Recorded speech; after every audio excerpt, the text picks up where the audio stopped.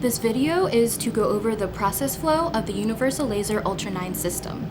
To begin, we're going to start with the Ultra 9 direct import feature. I'm going to take my USB drive and plug it into the built-in USB port. In order to import your DXF or PDF file, you're going to go to the drop-down menu on the upper left-hand corner, select Control Files, press the blue plus button in the bottom right-hand corner, select Choose Files,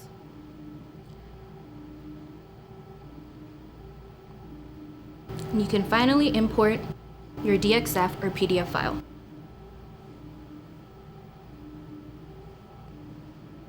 Once your file is uploaded, you're ready for processing. One unique feature of the Ultra 9 system is the downdraft honeycomb cutting table. In order to process materials cleanly, I used a paper mask that comes with the cutting table, pulled it over the entirety of the processing bed, and turned on the vacuum pump.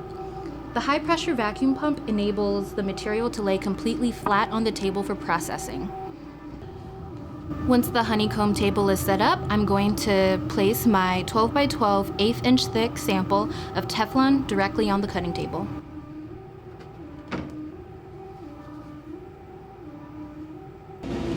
Once I have my graphic file ready for processing 1/8 inch thick Teflon, I'm going to go to the upper right-hand corner and input my settings for vector processing.